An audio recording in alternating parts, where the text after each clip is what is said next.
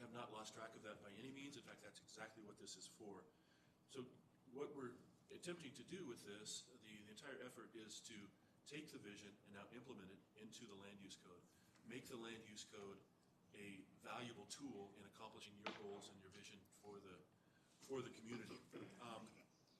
In part, as you're aware, this effort is being funded by 2 state grants, and there are some deliverables, some requirements on one of those grants that we do take a look at things like density, neighborhood density, and the opportunity where available to put multifamily housing in otherwise low-density neighborhoods. That whole cracking that affordability index, if you will, making home ownership in particular more within reach of Colorado residents. So I won't take much more time than that. I do want to turn it over to Ann Bess Johnson, our Community Development Director.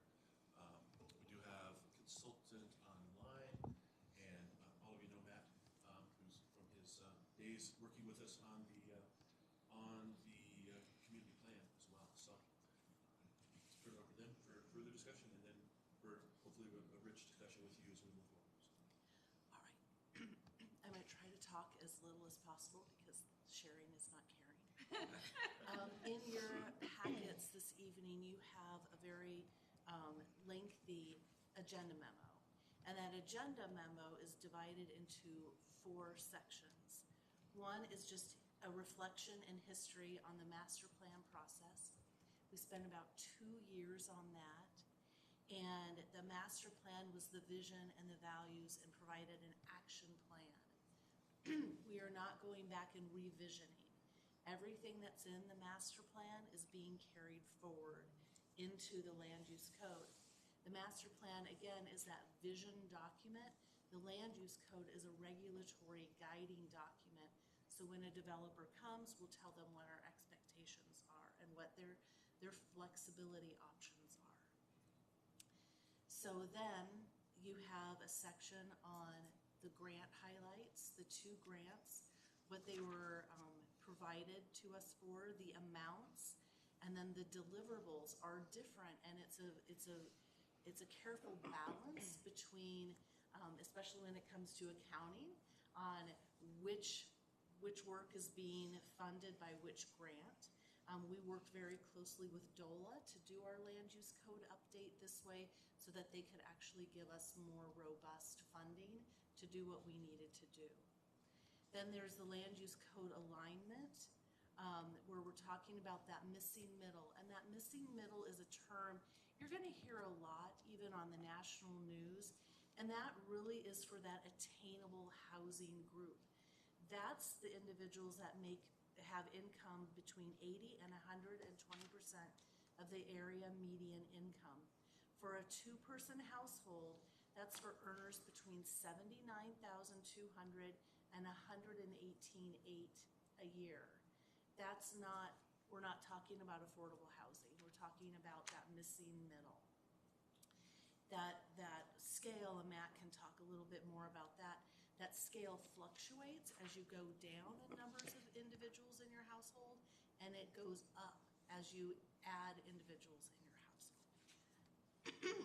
So with that, we're going to talk about housing a little bit more, and I'm going to stop talking and turn it over to Matt. I do want to put a plug in, though, for our housing tour that's coming up on the 16th of December. We'll meet right out here in front from 8 a.m. to noon. If you're available, we'd love to have anybody come. It's being extended to Planning Commission as well. So with that, there you go. Fantastic. Thanks for the time. We do want to make sure that we're answering any questions that you have. So we do have a few slides to go through just to clarify a few of the details. But I wanted to start out by identifying that really, as Ann mentioned, the basis of everything that we're doing is being pulled from that master plan as the foundation of where we're headed. There's some fine-tuning nuances that will need information and decisions from you all on as far as the overall direction, because there are points where you have choices to make as far as how to best implement that vision. So this is part of that process.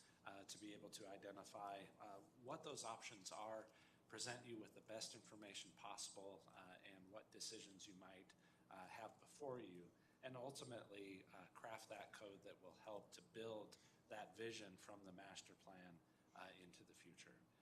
So with that as kind of a preceding background, Graham Smith is on the line and can go ahead and start advancing into the presentation. Graham, do you need me to advance the slides? Yes, please. I do not have control of them. Very good. Okay. Can everybody hear me okay? Yes. Great. Well, as Ann and Matt have alluded to, we wanted to come back after our last meeting where there was some very robust discussion on the housing topic and make sure that you all as a council understood that we're generally on the same page as you guys are with some of your concerns. Wanted to quickly go through those concerns and then get into a little bit more detail about our approach to the housing topic with the land use code update and talk about three very specific things that are really guiding our approach to addressing housing within Evans. And then as Ann mentioned, provide a little bit more detail on the tour coming up next week. Matt, if you want to go ahead. And I'm actually going to turn it right back over to Matt and say a few more details about the Explore Evans and what it actually says about the vision and values for the community regarding housing. Yeah, so if you remember, the plan has four primary vision and value statements. The one that I think is really insightful for this conversation is quality of life within reach. And the general meaning behind that is that folks can live their dream here in Evans, regardless of who they are, how much they make, that they have an opportunity to live a fulfilled and quality life in this community. That's generally the storyline of where that item came from. And one of those ideas that is impacting that is housing variety and affordability. And ways that we can start to influence and achieve that are to start to talk about desirable densities of development. In past years, the ways that neighborhoods got developed was you likely had single-family homes or you had multifamily apartment complexes. Very little in between, and frankly, that's because our zoning codes were developed where those were kind of the two choices that were presented. There was very little tailoring to the standards that a row house or a townhouse or a small lot home would need to be successful. So we kind of zoned against those missing middle products. And the idea of the desirable densities is really to look at some of those products that are in between a single family home, but not all the way to the density of an apartment complex, and say, how do we welcome those types of products as well and make them so that they're efficient for developers to build? Because ultimately, if they're not efficient to build, the development market is going to gravitate towards those other ends of the spectrum where they know that they can build product quickly, efficiently, predictably, where they're not coming in and saying, hey, city, we'd like to do something, but it doesn't meet your standards. Can we please have some flexibility? Now, that is one option that's currently in place in your code through the PUD process. But if we can make some of these other options a little bit more standard and predictable, it helps to increase that opportunity for developers to actually build those products. So as far as the idea of balancing housing stock, providing those new opportunities gives us the opportunity to achieve all different types of price points. Whether or not that's an estate lot on a large property, large house, or a quality smaller home that really provides for either an entry-level market or somebody moving from an apartment into their first single-family home and all the way in between. One of the things that we do want to do through the code is also to make sure that we're creating amenities. So neighborhoods that have lasting value. Had a conversation just yesterday with someone that was mentioning another community, and they said it just feels like a collection of subdivisions. And because there were not those amenities included in those neighborhoods, they just felt like a place to live. It was a place where their house was. It wasn't a neighborhood. And so the amenities and that placemaking are how we build places of lasting value that will ultimately help Evans grow and achieve some of your other aspirational goals of, accentuating the quality of life and the things that you all love about Evans. So identifying those creative solutions is one of the ways that we can do that through the code, providing some of those options.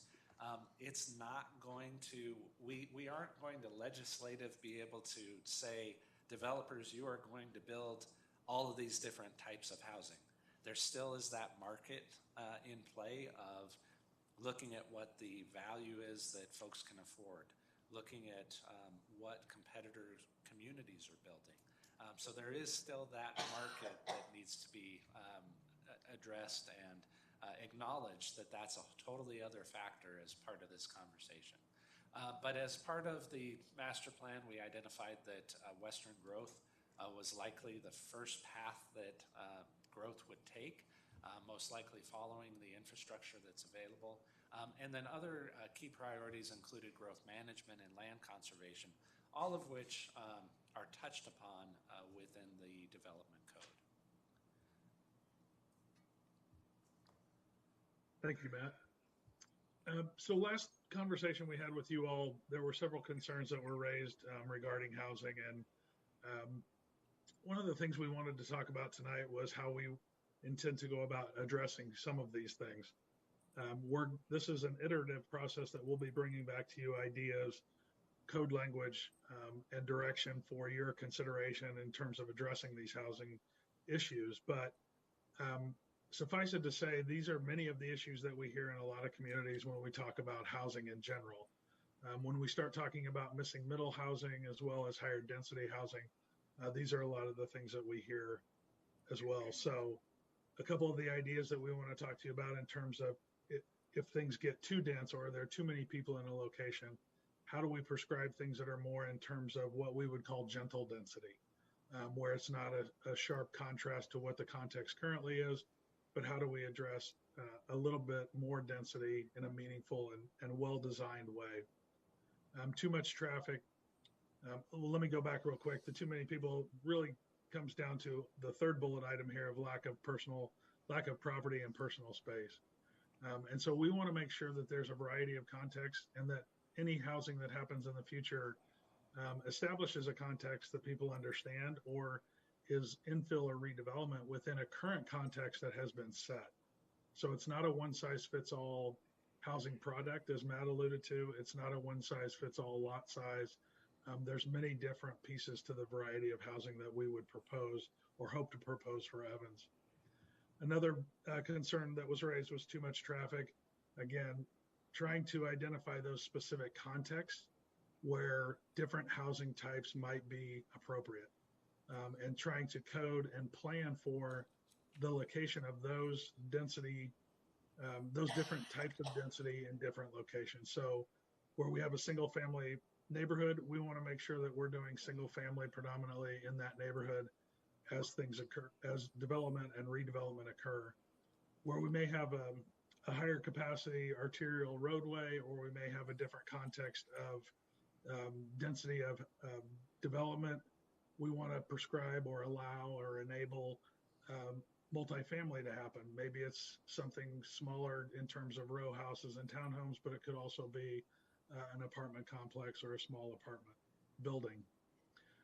One of the concerns that was also raised last time was what we kind of took it as this idea of temporary housing, where people would be allowed to use mobile homes or vans or movable units as housing product. The zoning code today does not allow that.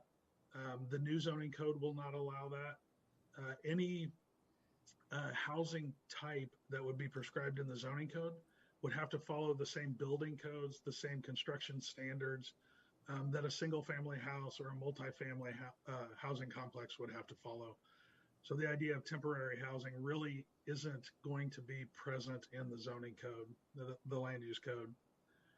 And then a couple of other items, the quality of development, that's always key on our mind. One of the things that we think we can achieve with providing a variety of housing is, as Matt alluded to, hitting different price points, but maintaining a quality of development that may be providing a little bit smaller single family house, or maybe a townhome that's on a smaller lot connected to other townhomes. But the quality of those things can help, or the quality of the product is maintained while the overall cost to a homeowner or cost to a developer is reduced a little bit. And so we want to make sure that we hit the quality of development in the zoning code as well. And then finally, the concern about having too much low-income housing. That came across loud and clear. Our goal here is really to try and increase the quality of all housing. And we think by providing a variety of housing that allows people to move up and down the spectrum, we can supplement the current low-income housing in the community with more attainable and higher price point housing to really give that diversity and that variety of housing. Matt, you can go to the next slide, please.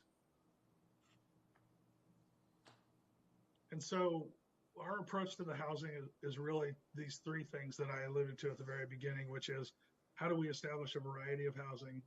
That variety really starts with the estate and single family developments in your community. As we'll talk about in a minute, that is your target market right now. And it would be foolish for us not to plan and have a code that accommodates that.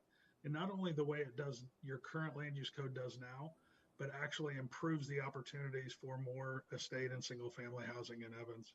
And then finally, the quality of development that I just spoke of. I want to make a couple more points as we go through this. And Matt, you can go to the next one. So we talk about variety. For us, variety is a very important factor. Just as a community, it's important for several reasons. The variety of housing types that are enabled or allowed in your community will attract new developers, will attract a variety of different developers, and that attracts a different interest in your community.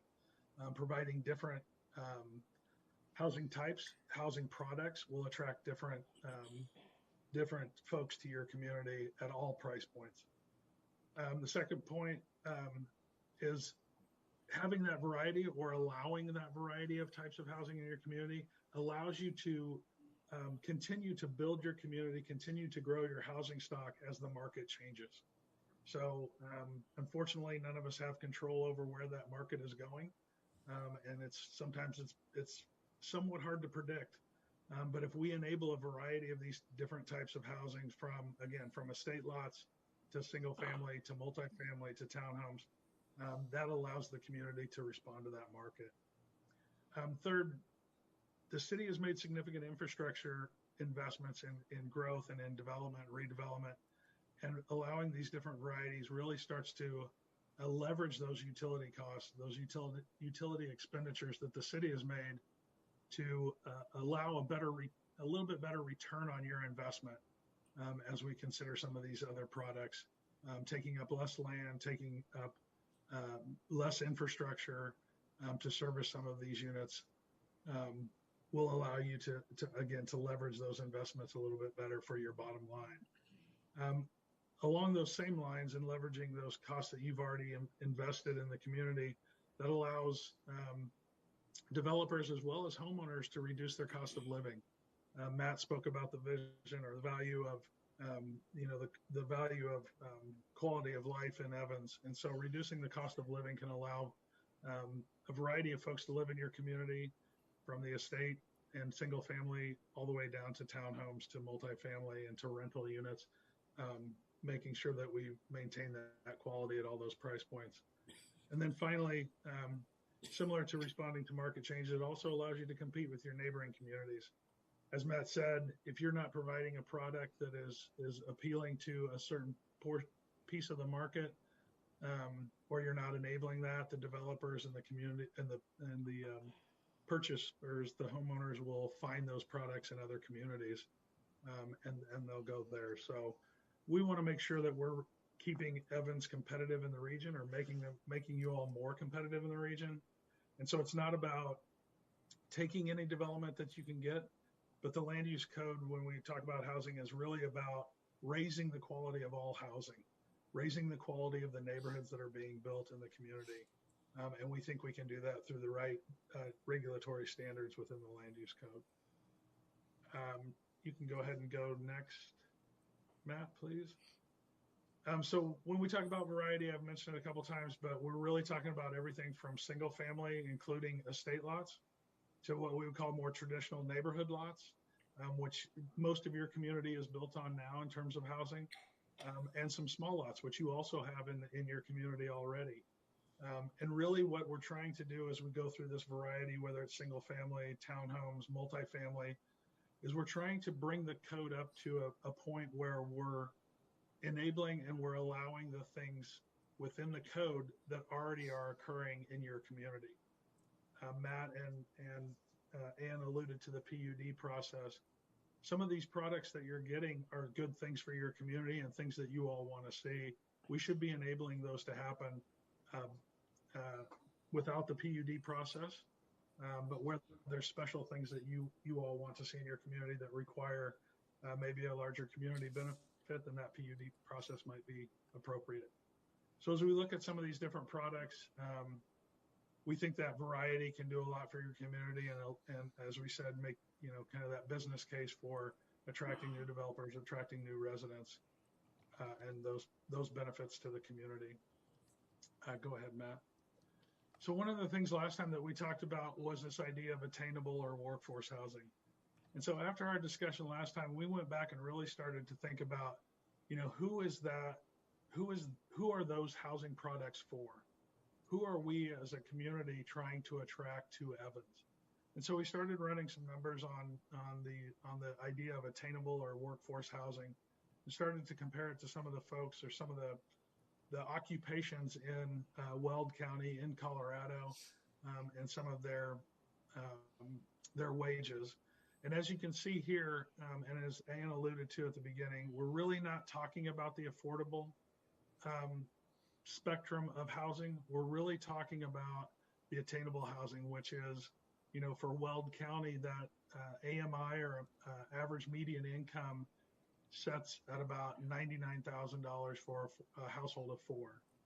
Now, when you look at the bottom and median family income, and a lot of times, not to get too technical, but AMI and median family income are generally looked at the same. But when you peel out Evans by itself, it does run a little lower in terms of median family income than the rest of Weld County, or a significant portion of Weld County and the Greeley MSA. And so we want to be cognizant of that. We want to make sure that we're hitting that attainable and above, so that we are allowing people to move up the housing chain, as we say. And so that's really our target, is that 80, 100, 120 and above. And Matt, if you go to the next slide, we'll give you an example and show you some of these wages. And this is for the state of Colorado as a whole. And we know things are a little different there in Weld County, and maybe even a little higher. But if you look at this real quickly, and Matt's going to run through an example here in just a second, but you're looking at, on the far right, these median annual incomes. If you look at that, at the very highest in there, in this occupational group called management, the average occupation in management makes about $126,000 a year. That's for a single person. If you look at the legal field, that's about $89,000 a year, again, for a single person.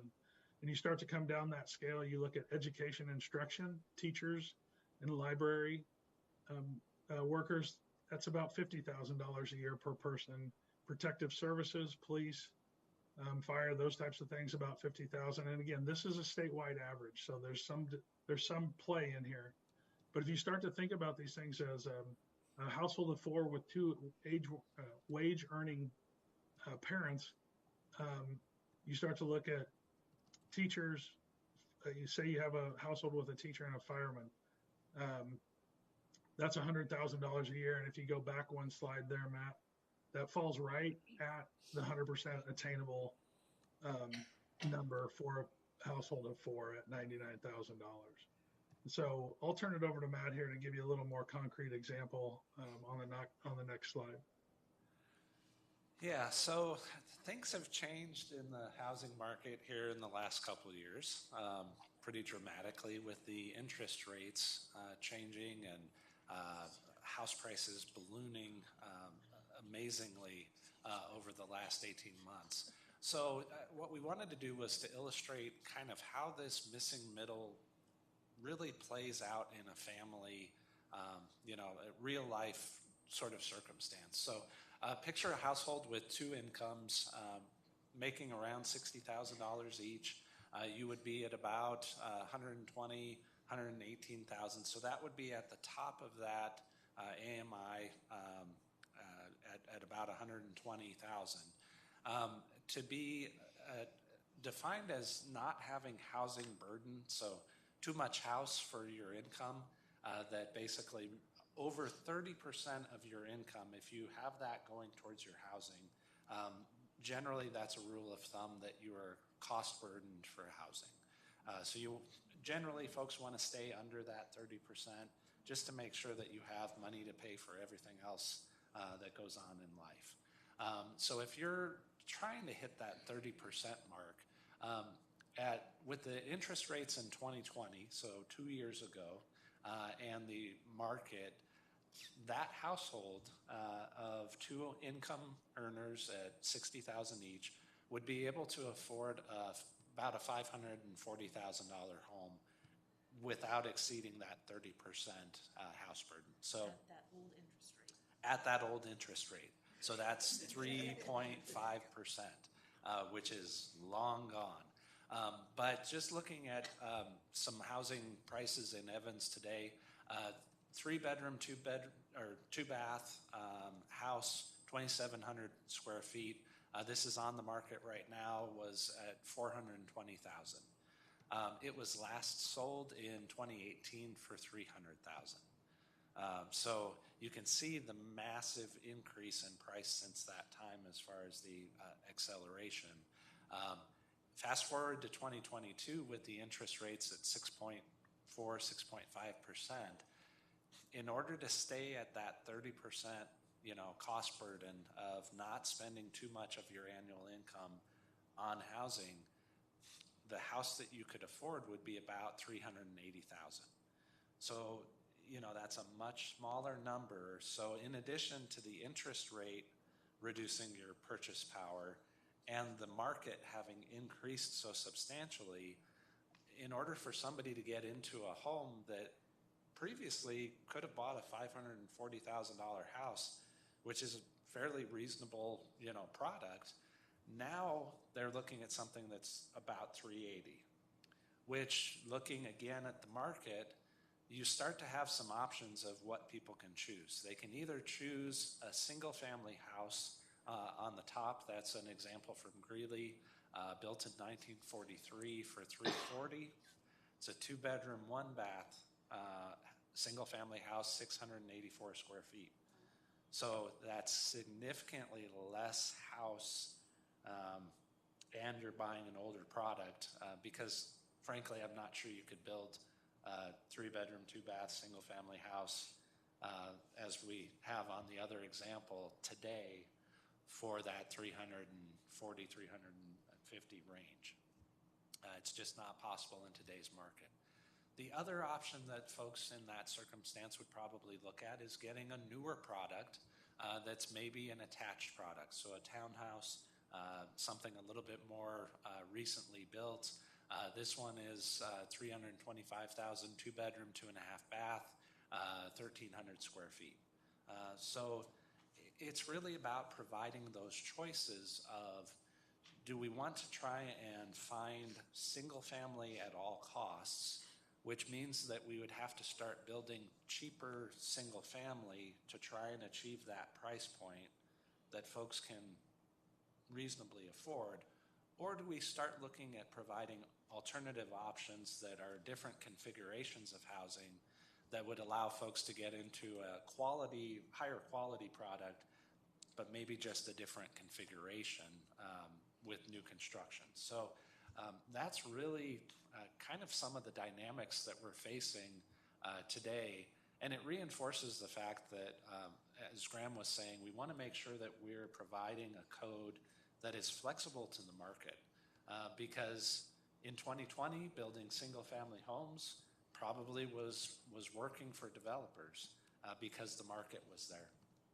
With the changes that we've experienced in 22, I don't know that same model works for as large a portion of the market to be able to buy. So, and again, we may see things swing again.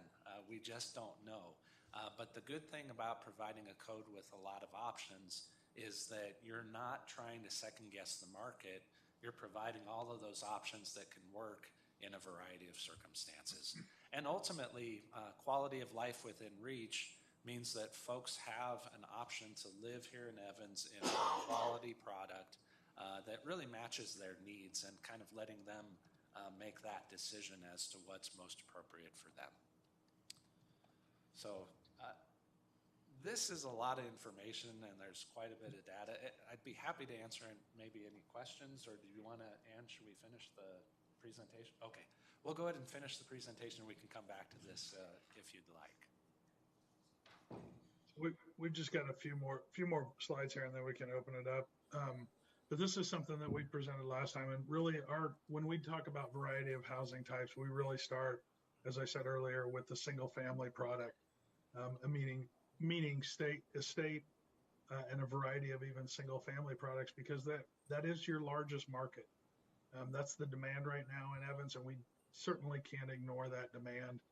This the chart on the top shows just exactly, in terms of ownership, that demand for single family product. And in this case, it's called houses and cottages, but that single family product vastly outnumbers any other demand within your community.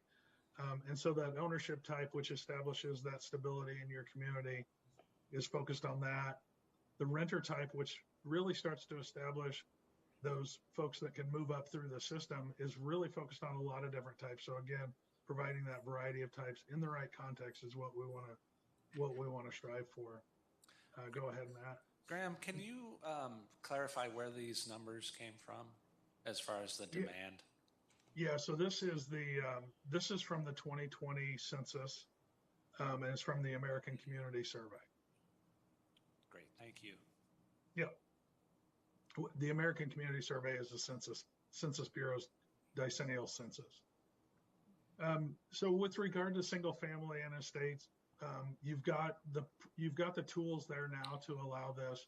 What we want to do is help improve the tools, create more opportunities, address what's missing in the development code in terms of product. One of the things we talked about last time, if you look at the R2, the R1 and the R2 districts, and even the R2 and the R3, they're exactly identical.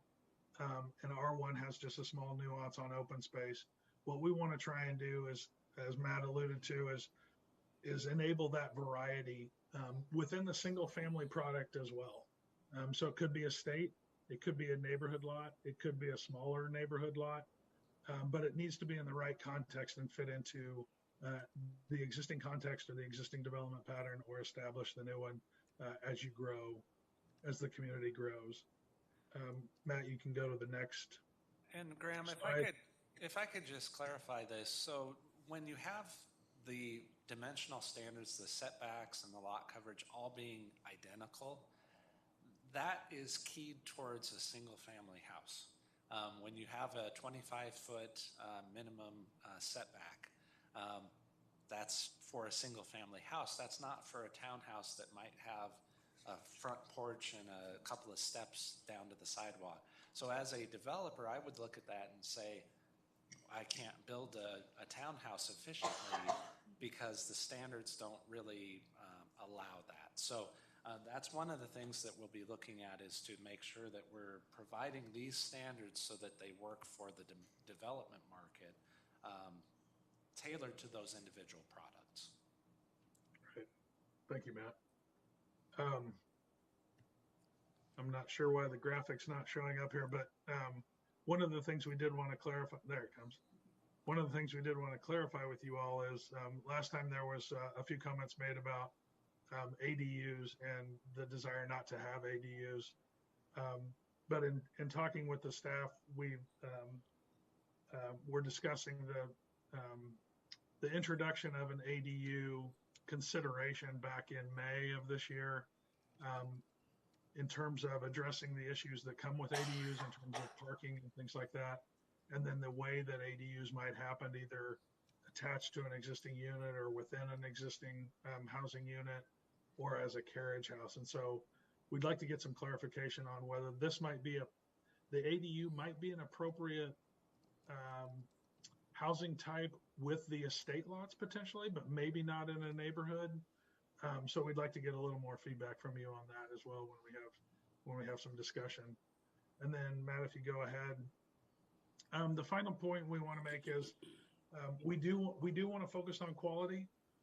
It does start with the housing product itself. We want to make sure that we're creating and maintaining strong neighborhoods, and that starts with the housing products, the scale and the pattern, and setting the context.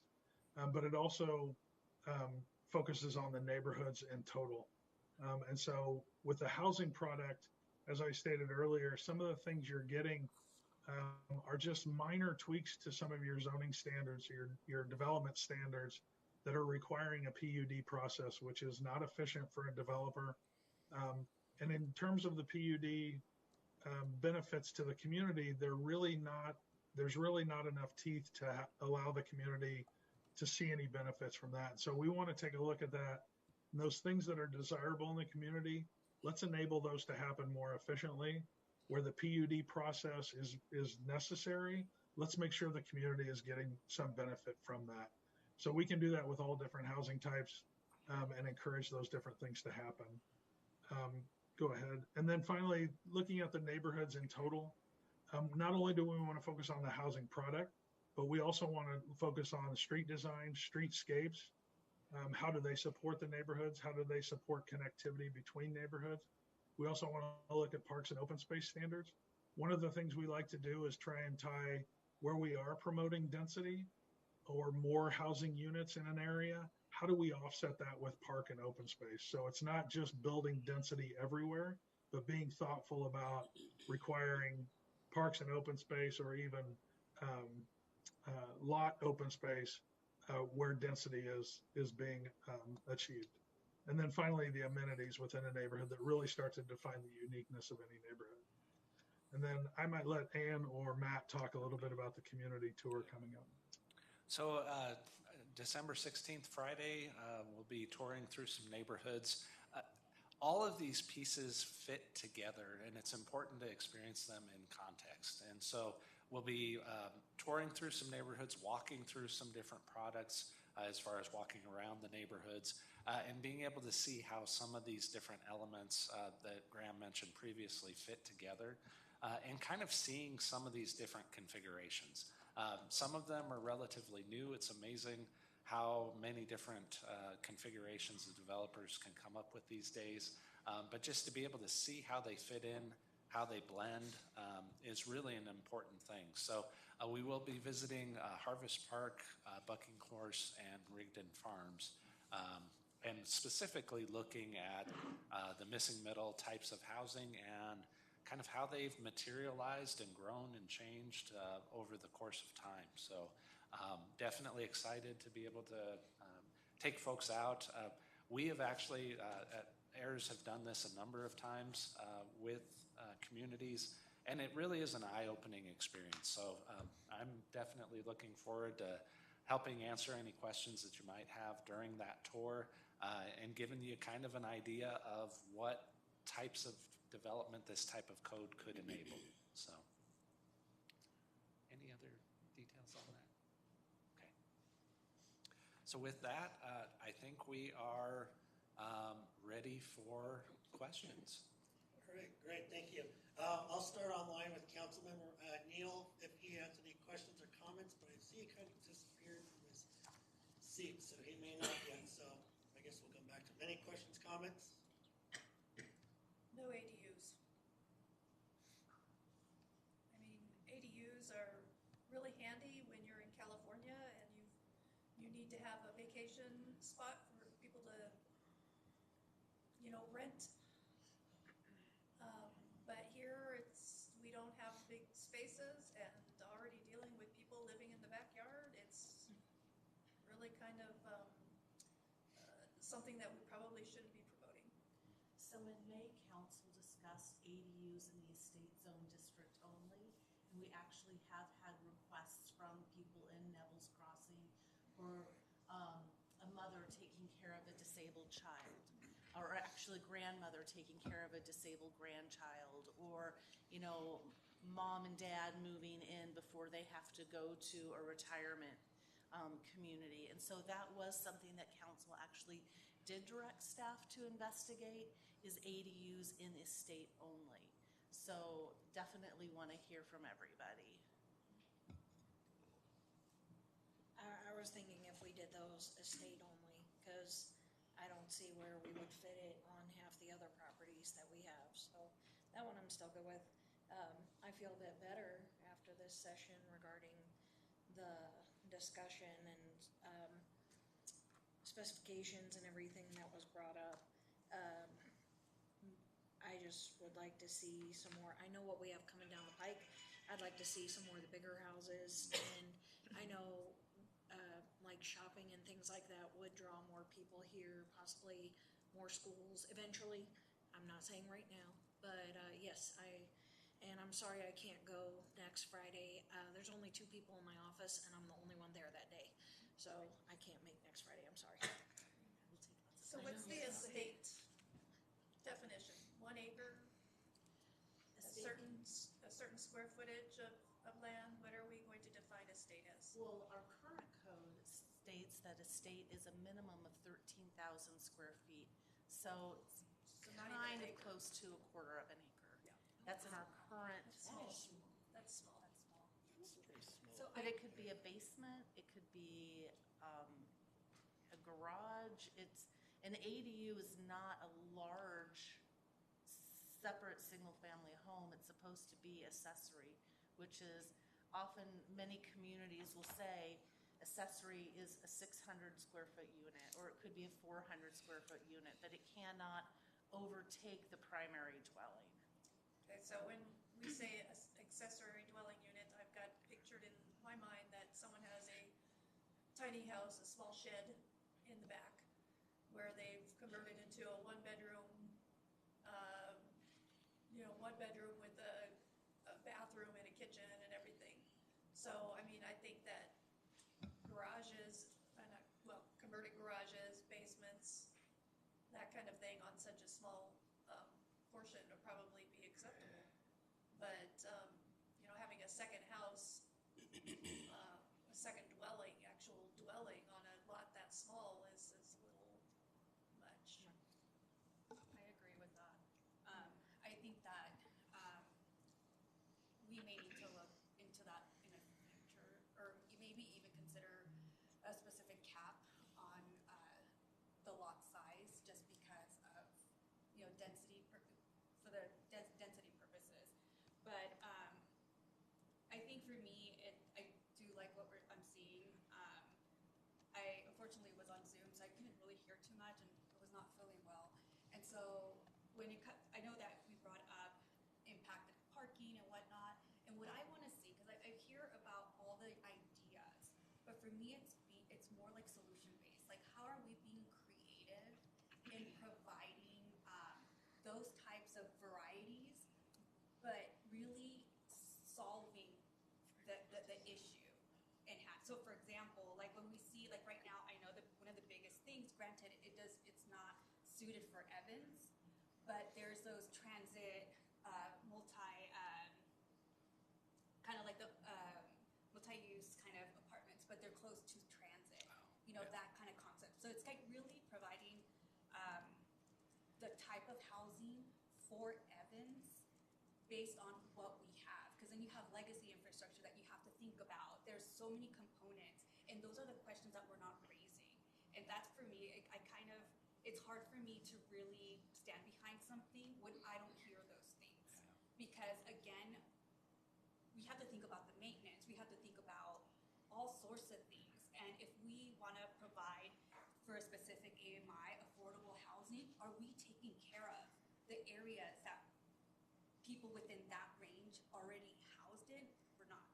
So for me it's like it needs to be all encompassing and really providing a plan to really holistically see everything.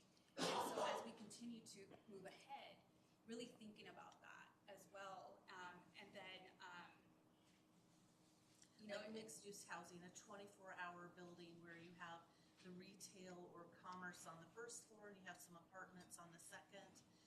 In specific areas in Evans, something like that would be a wonderful well, project. exactly, and thinking about, I mean, transportation for us, we don't have the best transportation in the area, but then we also need to consider the demographic within our city. And so, for example, where are the people that work at JBS? Are we providing that specific type of housing that is that accesses transportation? You know what I mean? And those are the things that we need to be creative about and really strategically thinking and mapping out how Evans is going to look. And those are the things I'm not hearing as we continue to move ahead.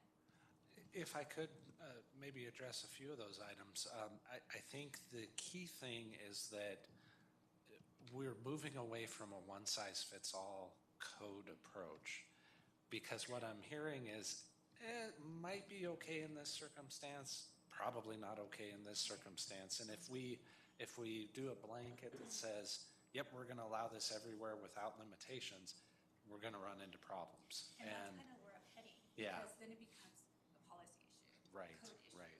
So now it's really thinking about all those specific things and then really looking at our code and how it fits within any given area and really tailoring something that will provide the best means to our residents as far as housing.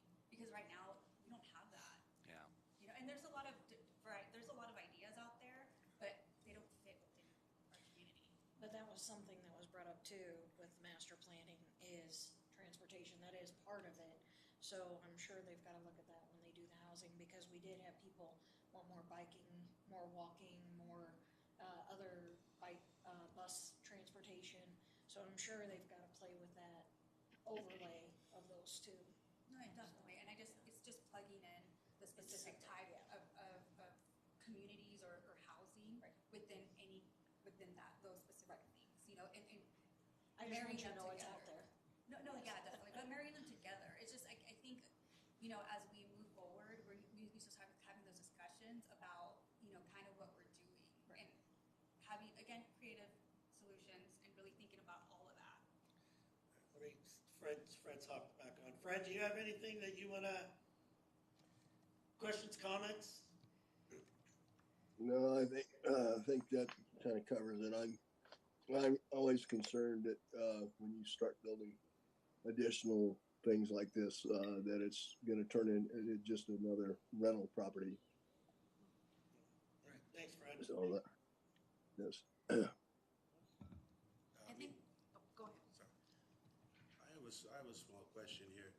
For the commercial design, working with the developers, would the future homeowner get an opportunity to design their own homes, pick what they want before it's actually pre-built? For whatever's available? Yeah, as far as finishes go, Yes. yeah, that absolutely would still So be they the would have norm. a total say on the design they're desiring? So essentially the zoning code would identify the basic parameters, the lot size, height, setbacks, things like that. But the development, the builder and the owner would still negotiate the finishes and all of that final interior detail and everything like they do today. So. Okay. Thanks. Yeah, very quickly, I think my only thought and concern, I do appreciate the detail today, it was very helpful, is truly width of streets.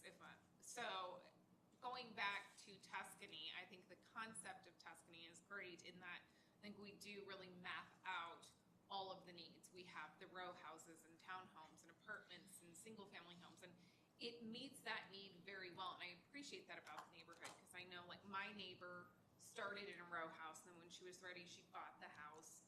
That sort of thing is appreciated. And when I look at, you know, for those of you who are familiar, where the roundabout is, and we built those townhomes, perfect. They have their own parking in the back. It's never been an issue. It's fantastic. The single-family homes, it's a nightmare. And I am so stressed all the time about getting in a car accident because, you know, the street we live on curves around. And if you don't kind of stop and inch your way through that curve, you're really setting yourself up for a potential just kind of head-on collision, because if a car is coming, there's so much street parking, you can't see around it. And to Councilwoman Johnson's point, I think without kind of transportation things or everything else, people have a lot of cars. My husband and I obviously both have a vehicle. When our sons are older, they'll both have a vehicle. So at some point we may have 4 cars for a single-family home, and that is troublesome. I think that creates a lot of street parking. I'm not necessarily against street parking. I just think there's a smarter way. So Owl Ridge is kind of my dream, that they have these wide streets when you drive through there. It's like, oh my gosh, look at all this space. Or my sister used to live in Las Vegas, and in their neighborhood, they had little pocket, throughout the neighborhood, they had little pocket parking lots. They were all very close to houses. It was not a burden at all to park in them. And they were only like 4 spaces each, but those were your designated kind of street parking spaces. And it was really a smart concept, and they were so thoughtful in how they did that it really balanced the neighborhood out well, and they could maintain those narrow streets. So for me, that's kind of a priority I would love to see, is that piece. Especially as a parent, I think of things like my children riding their bikes or that sort of thing, that as much as I say stay on the sidewalk, they're not always great at that. So anything we could do to kind of keep those streets a little safer is ideal.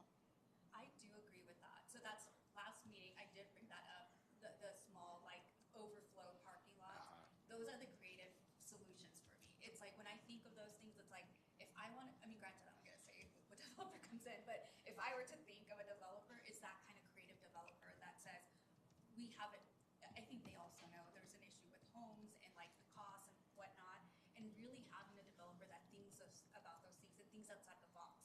Because in order for us to make something smaller, I mean, clearly the same amount of people are gonna live in it, it's just gonna be smaller and more affordable to them. Yeah. But it doesn't mean it takes away the vehicles, you know? And so that's the thing. It's like, how are we solving that? Well, and that's a great example. I want to dig into that and just kind of see what the context is of the concern, because there are things, mechanisms that we can build in that say, in this circumstance, this applies and additional requirement takes hold. So I appreciate that example, and definitely will be working with Ann to make sure that we're taking that into context Well, I as we think move that forward. that leads to, I think our codes need to address the quality of life and living of the residents, and not necessarily the amount of money that a developer can build, or I'm sorry, can acquire. Because that's what seems to be stressed a lot, is how many residents can we jam into a certain space so that the developer makes the most amount of money. We need to make sure that setbacks are adequate for peace of living between neighbors, and the quality of life in Evans is increased instead of the status quo. And I think we need to prioritize the people, because when someone is buying a home, they're proud of that home. You know what I mean? And they want to keep it nice. And then when you have a gazillion cars parking in front of your beautiful home that you maintain, you know, it's kind of like, oh, now I have like an eyesore in front of my house, you know, because my neighbor has like 10 cars. You know what I mean? And so and I wanted to show you a picture, because I had to take a picture. There was no parking, so there was a turn. It's kind of like a cul-de-sac, left, right turn. He literally parked on the end because there was no parking. parking. Here's like the turn, he was like right there. Okay. And so people are getting creative with their parking, no one's doing anything about it. And so that's my thing, it's like when people come, they want the quality, so they wanna have a nice place to live. They wanna be proud of where they live, they wanna be proud of their property and their hard work, and they wanna showcase it. So when there's something taken away from the aesthetic or what they work so hard for, it's difficult, and people, again, won't wanna come, because they see that in the neighborhood and like, I don't know. All right, so, no, I agree with everything that was said. One thing I do have a question on. I know that this is partially funded with the grants, and the grant does have some entails in there regarding like affordable or attainable housing. Does that grant really hold us to a specific percentage of how much we have to have in the community? It's just we have to have something written in our code that allows. Yeah, we need to have things in our code that would enable all types of housing. And our code really has very good bones. There's just some modernization and some reality checks that are needed. Okay, awesome. I don't know, I just think that we should probably look and redefine estate. Yeah, with that, I A agree. quarter of an acre. Yeah, I mean, it's a not- square acre is 220 by 220 foot, and if you have a 50-foot lot by 100-foot lot, you know, there's your quarter of an acre, basically 60 by 100. So 110. But anyways, that's, would you consider yourself living in an estate? No, Okay.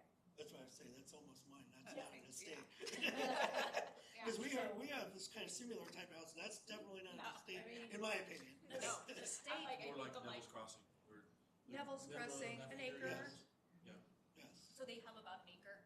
half acres minimum. a half acre minimum. yeah, I'd agree with that. That's- I agree. All right, well, thank you. I hope that gives you some better clarity. I do want to thank Very you for helpful. making sure, thank you for clarifying all of that stuff from the last time we discussed this. I know a lot of us thought it was, wait a minute, what are we talking about? Thank you for the clarification. Very helpful. Appreciate it, very helpful. But Well done. that type of discussion is actually really helpful, because in the end, we left and it's like, oh, you know, we need to rally back because we're all on the same page. We all want those things for Evans, so we just needed to do a better job of communicating. Well, Yes, thank you. thank you. Thank you for your all. patience Thank and you, willingness appreciate it. and flexibility. Yeah, thanks for the opportunity to revisit, give us clear direction. Thank you. And come to this tour. Yep, At 8 o'clock? yep. Yeah. You'll be here? All right, I'll look forward to the tour next week as well, so. thank you. All right, thanks. I'll take the, I'm me too, I was thinking that, I'm like, I might just request a day off. I can't. All right, we'll go on to the next item, item number 3, discussion regarding the use of automotive repair as a principal use in the US 85 overlay district, and we'll hear from staff. Yes, Mayor and Council, this is to follow up with you. As you know, earlier this year, you approved a code amendment that allows auto repair shops, when associated with vehicle sales in the US 85 zone district. Since that time, there has been a proposal that's come in regarding auto repairs in conjunction with tire sales. And so we wanted to check that out with you. We've got Allison and Ann here to discuss a little further the concept that may allow that, and test the waters with you, see what your direction is regarding this particular proposal or any others that are like it. What we don't want to do is to let this be the camel that has its nose so thoroughly under the tent that the camel is inside the tent, and we get some things that we don't want, don't desire, but yet allow desirable development that is generating sales taxes, quality, and attractive, and furthering your goals for economic development in Evans. So I'll turn it over to Ann and Allison. And I think to help save Ann's voice, I'm gonna do most of the talking this time around. So, as Randy mentioned, we have this should sound familiar because we talked about it before. Thank you. The distinction this time around would be that we would have a retail use that would be the primary operation, that would have an accessory auto repair function. So in this case, as Randy said, it would be a tire shop. Tires are a reasonably high-priced item, also wheels or rims. So a potential there, I think, for some significant retail sales tax generation. The particular potential that we've looked at has about a 70-30 split. About 70% of the revenue is sales taxable. The remaining 30% would come from sales and service, would be service. So, Anne, I think, has done a good job in the staff report of sort of laying out our existing definitions of repair shops compared to retail. Up on the screen, we do have a map that shows some of the, actually shows all of the related auto service uses that we have in Evans. Just on the left-hand side, you can see there's the Dent Company. It's a paintless dent repair facility out off of 35th Avenue. We have two auto-related businesses on 23rd Avenue. We have a oil change facility called Quality Lube, and then we also have Big O Tires, which would be similar to what we're discussing tonight, tire sales primarily with auto repair, accessory. And then as you get closer over to the Highway 85 overlay district, which you can see in purple, we have an auto body shop. We have two facilities that specialize in just tire installation. And then we have one general first-class truck and auto, does more general auto repair. And we could also sell you tires if you really wanted to. So, and then there's a couple others, I think, that found their way on the map that aren't truly auto repair. But so we do have some of that product already in the community. I think our proposal, well, not a proposal, but one of what we're envisioning perhaps is a special use permit process where the council would still review the use, just as we have discussed with the auto sales component, and would support some consistency in the review process, again, of all auto repair shops. And if I could add in, one of the criteria for approval for a special use permit is that the location of other approved special uses in the neighborhood shall be determined when making a recommendation for approval or a denial. And an over-concentration of one type of use in a small location is reason to deny that specific land use application. So we wouldn't be wanting to see something on every corner or every other business is that type of thing as well. Thanks. So I think from an economic development perspective, I think the value to this possibility really does lie in both the potential sales tax generation over the long run, but also for the new investment, the new construction that would take place in potentially in the Highway 85 urban renewal district. So I think that gives us just another arrow in our arrow in our quiver as we're pursuing overall development in the corridor. So certainly having been approached as to whether or not this is something we would consider, we're looking for council's direction tonight if this is something that we should pursue. We don't have all the details at this point, but if the general concept of allowing a primary retail use with auto repair as an accessory would be something that you all want to pursue, we would gladly do that. So is this existing business right now, or is this someone who wants to come in? This would be a new national chain that is looking at multiple sites in kind of the northern Colorado area. And they do have some existing locations, so it would be a recognizable brand. Okay. So, because that has a lot, Right. a lot of bearing on, Right. What I think that. And I know Ann cautioned me about saying too much, but we did do a little bit of research on this particular company. Annual revenues probably in the $2 million range.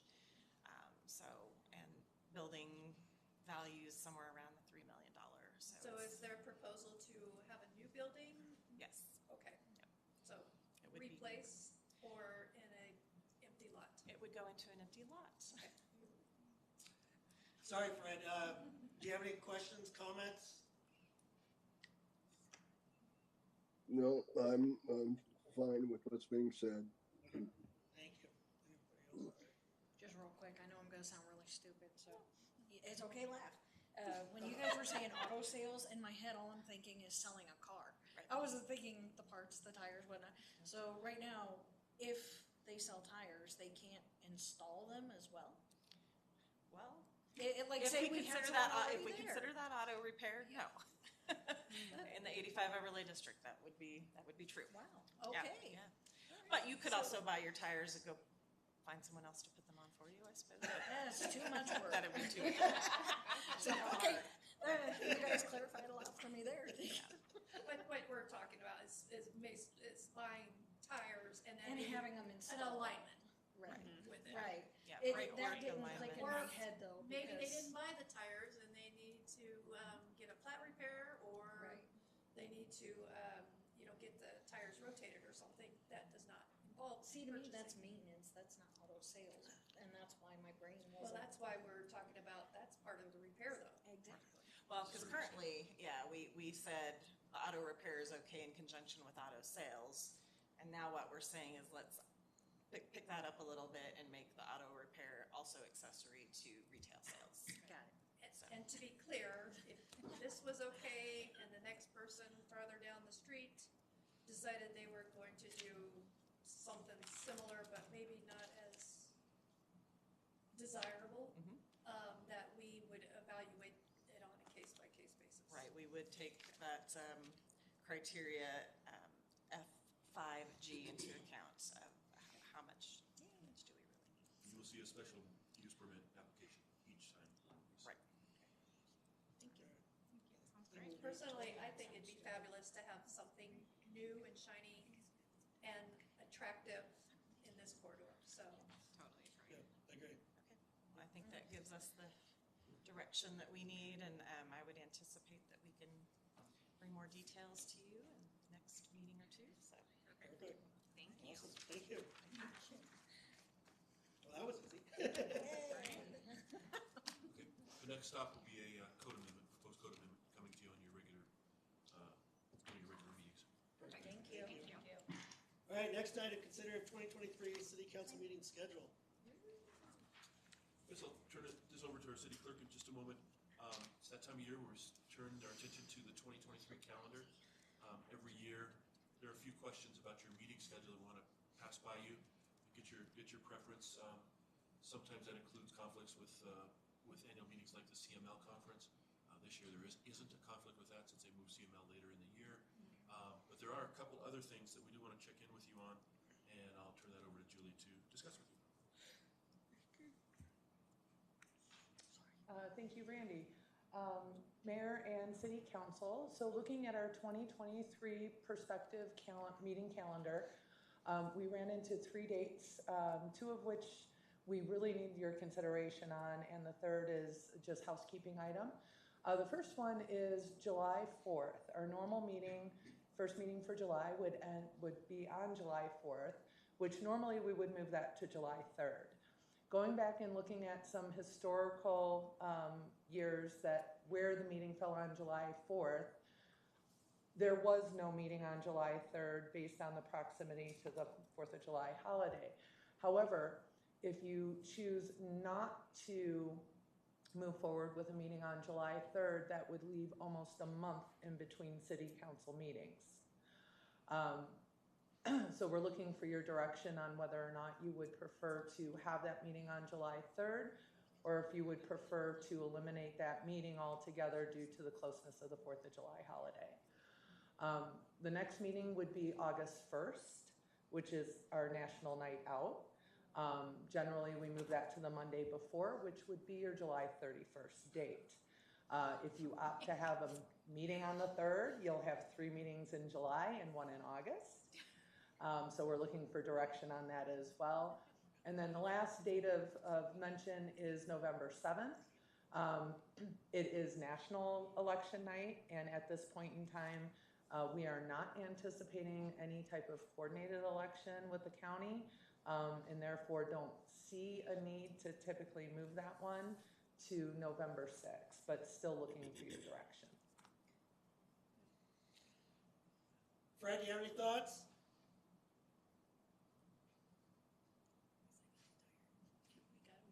Sorry, couldn't get it unmute to change. I thought our election wasn't until 2024. That is correct. November 7th is National Election Day. Okay. Anybody? Sorry. So I don't know. I would suggest that if people wanted to take the 4th of July holiday, they're probably going to take Monday. Saturday, Sunday, Monday, and Tuesday. Maybe we should try moving it. I don't know whether people would be interested in moving it to Wednesday the 5th instead. I'm not okay with that. Not okay with that. Yep. How about July 11th and just have back to back? There you go. I would just suggest that's really difficult to turn those two. Yeah. Okay. But if we canceled that one and moved the August 1st one to July 31st, we'd still have two in That was July. going to be my other Yeah. suggestion as well. How would staff feel about that? Is there We anything would just pressing? need to do careful planning to make sure there are no land use cases that are being Yeah. held up or contracts that we need to bring to you urgently. But we have 6 months of planning, so that's, we What can be prepared for that. So. What about July 11th and 25th?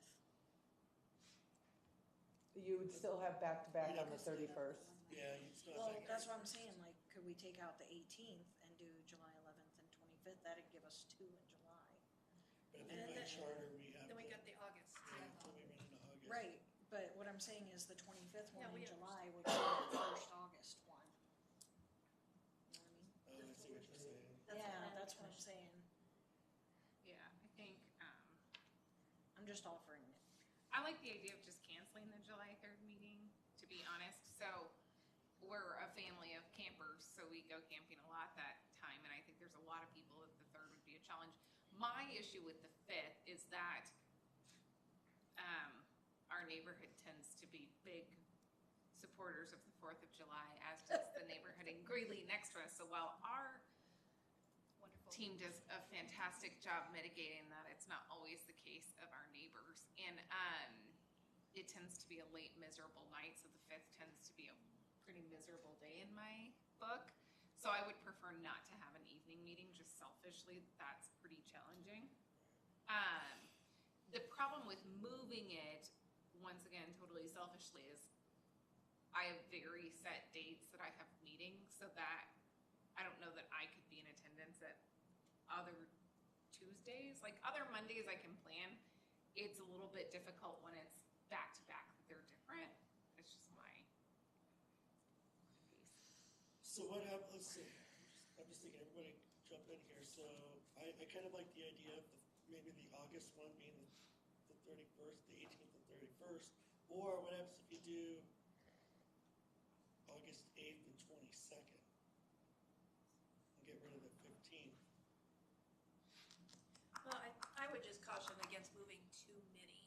Right, Um, those are the only two I'm we- looking at. We do have, staff depends on it, but we do have some concerned citizens that do like to, Right, show up, so moving so many. well, that would only be two, you're moving two. Technically 3, right? 'Cause the Yeah. 31st. I think it sounds like canceling if it's feasible. I I mean, say we cancel the 3rd, we do the 18th, we keep the 31st, right, and we keep it as the 15th as Yeah. proposed on here. and then we go on. And then we go on. Now, on the 7th, it's not a national election, it's just a countywide. It's not a local election, it's just a national election. It's just a national State. state. State election. Yeah, state. So, my thought with that is I don't know if there's gonna be any caucuses or anything held, and I know people like to attend caucuses if there are anything going on, and those could also fall along those lines. But if it's, I'm in favor of just keeping the 7th. I think so. Agree. I I think it's just planned out I and think it's everything. just playing Yeah, out and everything. we're good.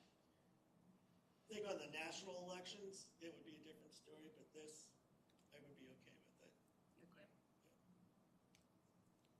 Okay, so cancel July 3rd, keep July 31st in lieu of the August 1st meeting and keep November 7th. Correct. Okay. Thank you. Thank you. Does that work for staff? That works. Yes. I have to say, I don't know if we've done that before, but that was very helpful. Back in 2006 and in 2017, when the meeting has fallen on July 3rd, it has been Yeah. canceled. No, I mean, I don't know if we've looked at the Talking calendar. Yeah. I Yeah. appreciate She's that. complimenting your. On the calendar. Thank you. It's what's happening. That makes it a lot easier to go, oh, okay. No, it's Yeah. great. Thank you for this. Yeah, no, You're that's welcome. great. Perfect. All right, well, thank you. All right, next item, Attorney Chad. So packed breakfast on July 18th, I think is what we. Seriously. It's a long one. So we already know it's gonna be at 5. So we start at 5. 2:30. Like mayor's mind lunch. I mean, dinner. You have 6 months left. Oh, Scott brought our breads finally. Oh, yeah. Yeah, we saw him walk in the door that we just all kind of looked at each other. Everybody's like, Everybody's oh, like, what are we cookies. doing? Look, you guys, we put up with a third legislative legal update that I bring dessert. Man of his word. So, there's, I'll tell you ahead of time that the crumble cookies are really, there's two aspects of it. One is that in our household, it's a good exercise in conflict resolution. Look at your stuff in your face and cookies. You don't have anything to talk about. Both boxes have 4 identical cookies, and so you're gonna have to decide, how you decide which one, who gets which one. We always resolve it by just cutting them all in fourths. Oh, so you brought a knife? I did. Let's open it up. I know, my one is. Fascinating. And then, All of them are so good. You want that? Yeah, pecan. yeah, and then the rest of it is a team building exercise where you have to decide how many council members will call for And we can see what they have this week. So peanut butter bread. I don't like Behind I like So they have molten lava, peanut butter bread, pecan pie. You're so funny. Sea salt coffee. And I also don't want any of you to feel guilty that you're eating crumble cookies in front of everyone else. So there's a bigger box of them back there that anybody in the audience that wants can go back and grab. That's awesome. Okay, now we're supposed to listen to you? Right. You've been bribed, so now you have to. Oh, I Take mine. Well, thank you. All right, who needs a cookie? There's one big chocolate cookie right here. I'm taking your chocolate. Well, he likes it. I'll take it home. take it. Here, do you want a plate? Thank you. There'll be a test on this later. Yeah, I'll take it home. I can consume that. Oh, and Wow, there's this you. is heavy. Thank you. Oh, Thanks. yeah. You never know. Oh, Here's more. This is heavy. thanks, son. I was so consumed with the cookies. Thank you, Ms. Craig. Right, it's all good.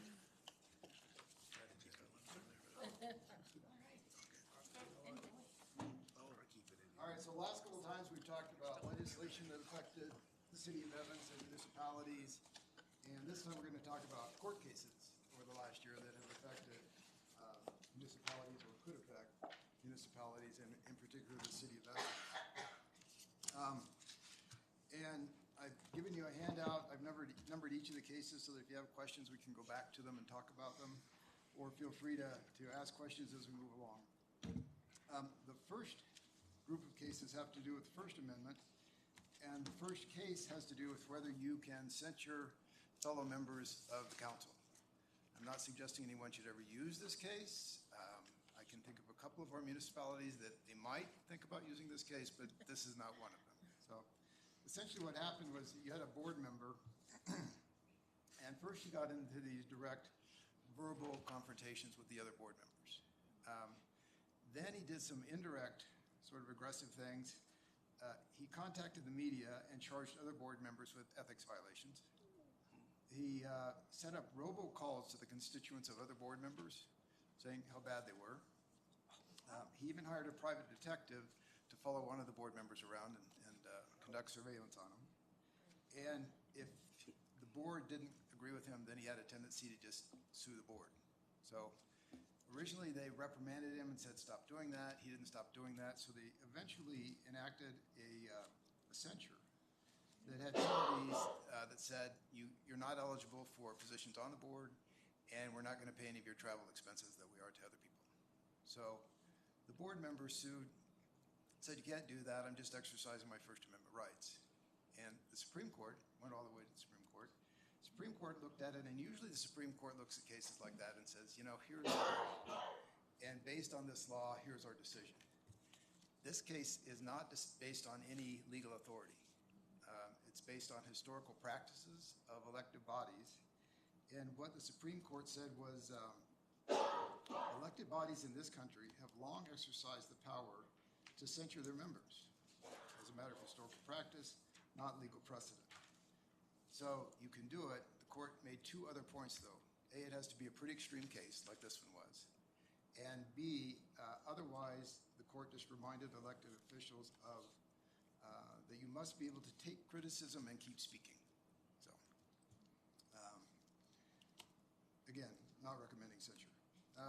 The second case has to do with Boston's flagpole. And I think the moral of that story is if you have a governmental flagpole, use it for governmental flags. What the city of Boston did is they had a governmental flagpole, but they let lots of other people with lots of different views use it. And they did it without ever looking at the content of those flags until a Christian group asked to put a Christian flag on it. And they said, no, you can't do that. The court said that at that point, if you let a lot of different entities use it, particularly if you do so without regulating content, you've essentially created, the old soapbox in the town square where it's open to anyone to put whatever they want to on there and say, and you can't say no to the Christian group and the Christian flag. So if you have a flagpole, use it for government flags. Third case had to do with coaches' on-field prayer and whether it was protected by the First Amendment. At the end of the football game, the coach went down to one of the end zones, conducted a private prayer meeting, and he was disciplined by the school district, and the Supreme Court said, no, you can't do that. That as long as it is private, non-mandatory, and after the game, that the prayer implicates First Amendment, Establishment Clause, and free speech, and is therefore protected. The case is sort of interesting because you have the majority opinion that says this was a private prayer meeting. Players were free to join if they wanted, but they weren't required to join. It was after the game, so it didn't interfere with the duties of the coach, and that's why it's okay. But if you read the dissenting opinion by three of the other justices, you would think they were talking about two cases, because they said that this was because of previous practices and it happened before, that the players felt obligated to participate. And that it became such an event that it interfered with the games because everyone started coming down to the prayer meeting afterwards. So it doesn't provide a lot of guidance because you have, by the time a case gets to the United States Supreme Court, it's probably gone through determination of the facts 3 or 4 different times. And you'd think that the facts would be sort of resolved. But the justices disagreed on the facts, and so it's not as good a precedent as we'd like to see. Let's see, then number 4, this is the sign code case. So, for the last 3 or 4 years, we've just been going over and over the Gilbert case and how the Gilbert case says your sign code has to be content neutral. And if you have to read the sign, then it's not content neutral, and therefore it's unconstitutional. So the city of Austin, Texas, enacted an ordinance that said no more billboard signs, off-premise signs.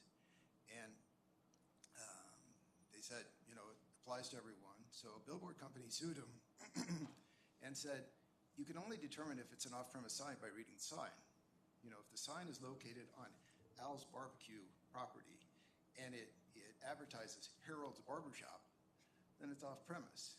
But if it's on Al's Barbecue and it advertises Al's Barbecue, then it's an on-premise sign and it's okay. The only way you can make that determination is to read the sign. So the billboard company argued that it's not content neutral because you have to read the sign, violates Gilbert, that's the end of it. The Supreme Court said no. They said that, there are aspects of signs that local governments can regulate. We've talked about those before. You can regulate the size, the lighting, the materials, and the location. And they said that if the only reason you're reading the sign is to determine whether it complies with the city's regulations about location, that's okay. If you're reading the sign to see if it's content neutral, that's not okay. So there's just a little bit of a modification of the Gilbert case.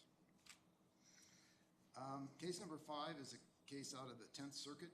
To remind you of your early civics classes, the United States is divided up into 11 circuits, and Colorado's in the 10th Circuit, along with Wyoming and some other surrounding states. This is a case that actually arose in Colorado, and it was a traffic stop in Lakewood.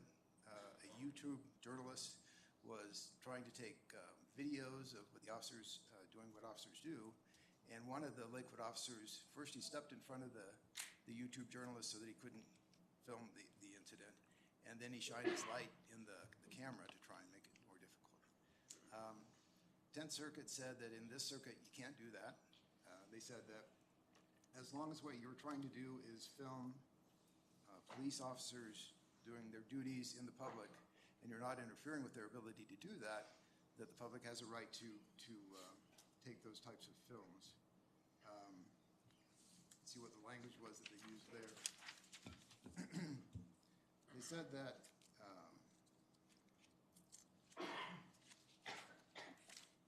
the right to film the police in public protects free and robust discussion of public affairs, that it holds government officials accountable and checks any abuse of power. So it's probably not good news to our sheriff's department and our police department, but yeah, they can video you if you are in public. Case number 6 has to do with panhandling, which has been an issue in Evans before. We had one very serious, I think it was a fatal incident with a panhandler a few years ago. And you have to keep in mind, a lot of these things, when you first read them, it's like, well, of course that makes sense to have a regulation that says you can't stand on certain medians because they're too busy. You can't stand on the entrance to a freeway because traffic's going so fast. But the view of the court is that is, panhandling is a form of speech, and therefore it's protected unless you have a very good reason for limiting it. So the city of Albuquerque put 4 limitations on panhandlers, and the court walked through each of those. First, it reiterated that panhandling is a form of speech, and it said that panhandlers can be prohibited from standing in the street. Okay, well, that would seem pretty obvious. But the other 3 criteria were all invalidated. Panhandlers cannot be prohibited from standing on certain medians. Panhandlers cannot be prohibited from standing too close to freeway ramps. And panhandlers cannot be prohibited from interacting with occupants in the travel lanes of a roadway. So panhandling is fairly well protected. So Scott, there's signs all over Loveland, especially coming off the highway, saying that panhandling is illegal there. Mm-hmm. Yeah, subject to challenge. If the good news is that panhandlers are not generally well-heeled enough to fight a court battle with the city and say, yes, I am entitled to do that. But we've seen homeless organizations take on cities for putting ordinances in place that don't comply with the Constitution related to homelessness. Wouldn't be at all surprised to see that come about with a panhandling case. And aggressive panhandling? Well, aggressive panhandling is usually cited on something other than panhandling. You have the right to be secure in your individual space. So if they interfere with that space, whether it's an assault charge, whether it is some other type of disturbing the peace charge, usually we cited under something other than panhandling. And obstruction of traffic, does that fall in there or? Yeah, obstruction of traffic is still a separate offense. Okay. It's just like if somebody is walking across the street when they shouldn't be walking across the street, telling cars to stop. Same thing with panhandlers. If they're telling cars to stop, anything that gets them in the lane of travel other than just to interact with in a manner that's reasonable with a particular driver. But anything where they step out into the traffic, that's the one area that the courts have said you can prohibit that. Yeah, someone set up their tent in the left-hand turn lane, partially in the left-hand turn lane a few years ago. So yeah, that was notes that I was, Yeah, that would be obstructing, and you could remove the tent. Yeah. You'd have to do it carefully, make sure that you don't tell them you can't stand on the median, but you could remove the tent. Number 7 has to do with the scope of the harassment law and the First Amendment. The Colorado harassment statute was amended last year to include harassment that happens over social media. And the Colorado Supreme Court looked at it and said that that statutory amendment was overly broad.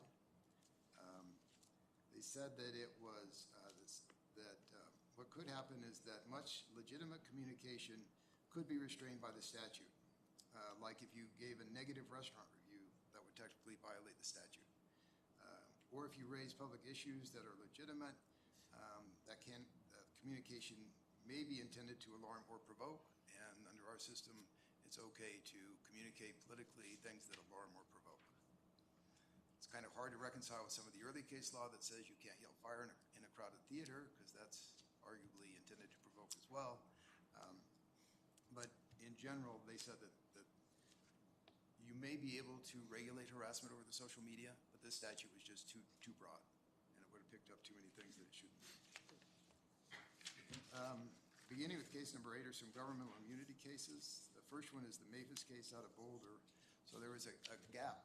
You have a concrete slab, and then the next concrete slab is about a 2.5-inch gap between slabs in Boulder. And Boulder had a program in place where they went around and identified all the sidewalks that needed work, and they prioritized them. And they had taken this particular gap and prioritized it to be worked on the following week. And of course, during that week, somebody fell on it and broke their leg. And so under the Governmental Immunity Act, if a city knows of a hazardous condition, a known hazardous condition waives the Governmental Immunity Act, and you go ahead and sue them for it. Well, the court looked at this and said, it was not a known hazardous condition. You're thinking, well, if it's a 2.5-inch gap and you've identified it needs to be fixed, isn't that a known hazardous condition? The court said that that's an unreasonable reading of the statute, because if you did that, you'd effectively be saying you have to fix every sidewalk instantly. And they said as long as you had a program in place that reasonably addressed it, that the burden on the public finances, if you said you have to fix everything immediately, would be beyond what was intended by the legislature. So they found that governmental immunity had not been waived by Boulder, and even though they knew of that condition. Then the next case, number 9, there's really not much to add to it. It's another slip and fall case. Number 10 is another governmental immunity case that, I think just bad facts. An officer in Olathe was speeding 103 miles an hour after a speeder, and collided with a van, killed both the occupants. The officer it was a 36-second pursuit. He only turned on his lights and siren for the last 5 to 10 seconds. So the court held that in order to enjoy the protections of governmental immunity, you have to have your lights on and siren the whole time that you are exceeding the speed limit. And therefore, since he didn't have it on for the whole time, even if that wasn't the cause of the accident, that governmental immunity was waived, and he could go ahead and be sued for the incident.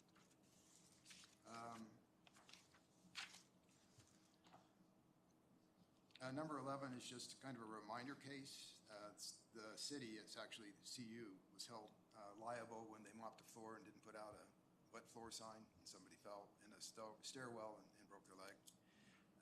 Said that mopping the floor is an act of maintenance, and therefore it's a known hazardous condition that in this case, CU had created. So it's just a reminder that we need to keep putting our signs out every time that we get some wet floors out there. In the Open Records Act, CORA, Colorado Open Records Act, says any document that the municipality has that's a public record, you have to give to the public. This case raised the issue of, well, if it's not really the city's document, but it's a contract the city has entered into to construct some improvements, are the contract documents subject to CORA requests? Are they public documents? And the court said, yes, they are. And I think it had to do in large part because one thing that is almost always a public document is how you spend public funds.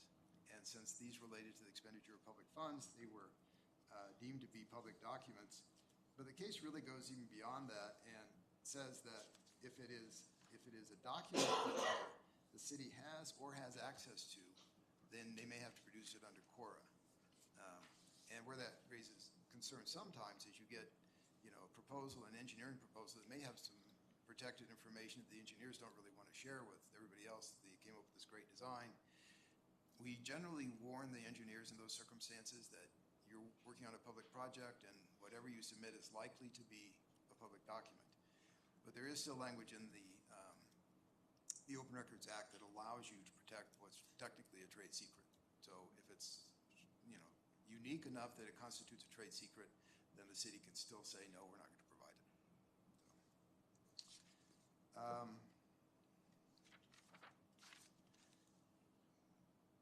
13 has to do with when the employer is subject to claims, as well as the police officer, not really anything that I think we need to discuss here. And 14 is also another officer immunity. These are mostly in here to pass on to Chief Brandt so that he's aware of them. 15 is a Tabor case. It was a case that was filed against Governor Polis several years ago. And it was essentially a group of political subdivisions that said Tabor is unconstitutional under the Establishment Clause of the federal Constitution and the Enabling Act. And the basic argument is, look, when they established Colorado as a state, they also established Colorado as having a representative form of government. And before Tabor, one of those things that your elected representatives could do was to create taxes. And their argument was that Tabor infringed on that ability and therefore violated the enabling statute. And we were all sort of hopeful that we might get some kind of reading on that, but we didn't. The case got dismissed on procedural grounds, so after, I think, 4 years, we don't know anything more about that. Number 16 is a tax assessment issue for urban renewal authorities. And this one's probably mostly of interest to Allison and Jackie, but it has to do with when you do the general reassessment, when do you do the recalculation of the base value and the incremental value. But it's in here mostly for Jackie and Allison's benefit, and I think they're probably already aware of it. So, 17 is an enterprise fund case. As I think we discussed before, and you've talked about as recently as your budget, you operate some and provide some municipal utilities through enterprises. You have a water enterprise, you have a wastewater enterprise, I think you have a storm drainage enterprise, and there are advantages to essentially operating a business, a governmental business as an enterprise. But if you use too much tax dollars to operate your enterprise, then you lose that enterprise status. Teller County decided that they were going to operate their jail as an enterprise, and essentially they would charge each municipality a certain percentage of the cost of operating the jail based on, in part, how many inmates you sent to the jail. And the idea was each municipality would kind of pay their respective share. And so they argued that they were an enterprise, and one of the taxpayers said, no, you're not, and challenged that. And Teller County argued, well, we're just collecting fees for each inmate that comes in.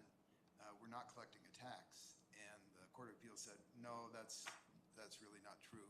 All of those fees are coming from your general fund, which is a tax. And so it does invalidate your enterprise status. Number 18 has to do with campaign contributions. And this one takes a little bit of historical context. Before 2009, we all thought that campaign contributions really couldn't create a conflict of interest for an elected official. If you got a lot of money from someone, that's fine. It was all a matter of public record anyway. Everyone knew what money you received from your contributors. Then in 2009, because of sort of an extreme case, the Supreme Court said that in extreme cases, campaign contributions could create conflicts of interest. And in that case, it was a coal company that had received a $53 million jury verdict against it. And so the jury verdict was going to be appealed to, I think it was the West Virginia Supreme Court. Well, in West Virginia, their Supreme Court justices are elected, they're not appointed. So this one, Justice Benjamin, was running for the Supreme Court, and the coal company that had the judgment against it contributed $3 million to his campaign. which was more than the rest of his contributors combined. It was also more than the other two candidates' combined contributions that they'd received. So they contributed $3 million. He gets appointed. The case goes up to an appeal in front of him, and by a 3-2 vote, the jury verdict is invalidated. So the losing party said that he was disqualified because of the campaign contributions. Supreme Court said that was a pretty extreme case where so much of his contributions came from that particular donor. And when you look at sort of the surrounding circumstances, it really looks like they saw the appeal was going there. So I think they said, they didn't say it, but I think what in essence they were holding is it just didn't pass the smell test. And so they said under those extreme circumstances that a campaign contribution could invalidate the decision, could create a conflict of interest. So that was in 2009, the U.S. Supreme Court.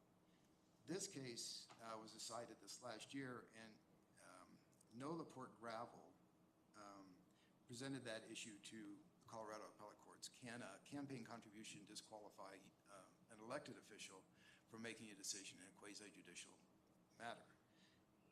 And the case there was this No Laporte Gravel group challenged the decision by a county commissioner. The county commissioner had received $4,000 in campaign contributions from a gravel pit company.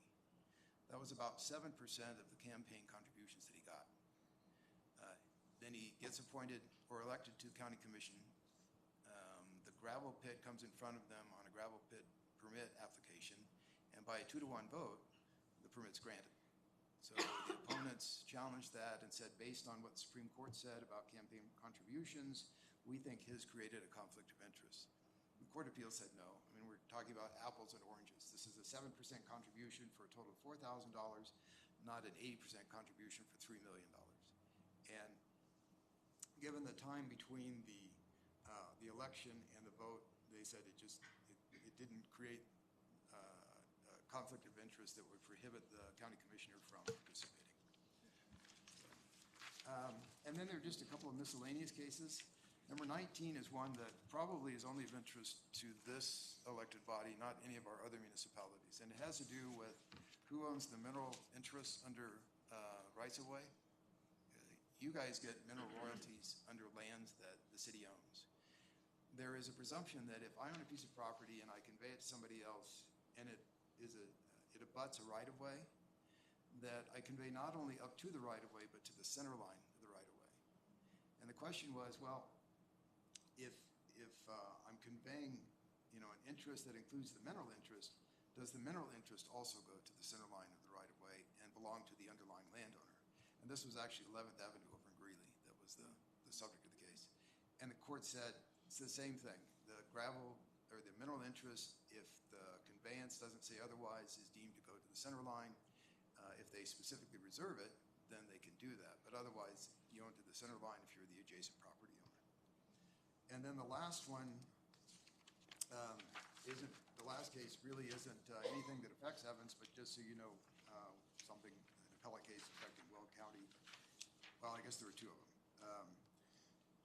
Number 20 is a homelessness case, and the reason I kind of skipped forward is because homelessness is becoming an increasing issue for Evans. This case really doesn't help the analysis much.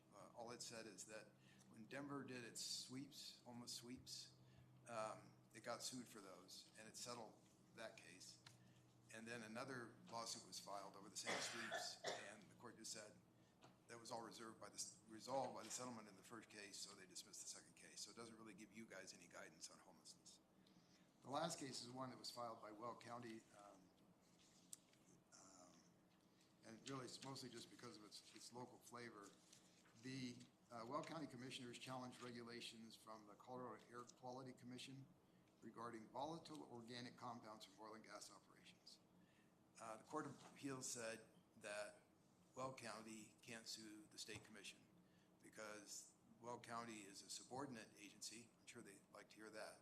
And that the state Air Quality Control Commission is a superior agency, and that a subordinate agency can't sue a superior agency unless the statute specifically says they can. And this statute didn't say that. So they dismissed the case. So that's the case update, and I'll be glad to answer any questions.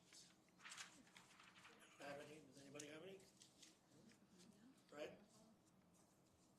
Thank you. Thank you. Thank you, appreciate it. Sure. And Fred, I'll bring you a crumble cookie next meeting. But you just have leftover. You're muted, by the way. That's cool. All right, well, thank you, Scott, appreciate that. Awesome. And council discussion, anybody have anything? I just bring up one point.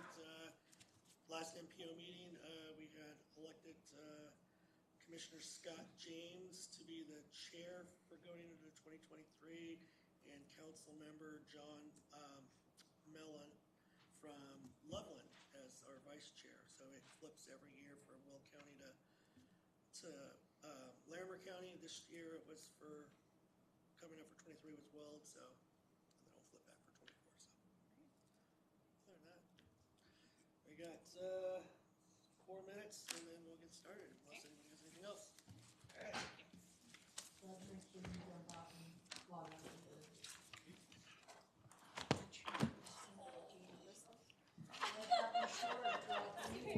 And I can tell because my heels are going higher, and my knees are going higher, and the rest of me's going That's down. hilarious. Glad you got that, your.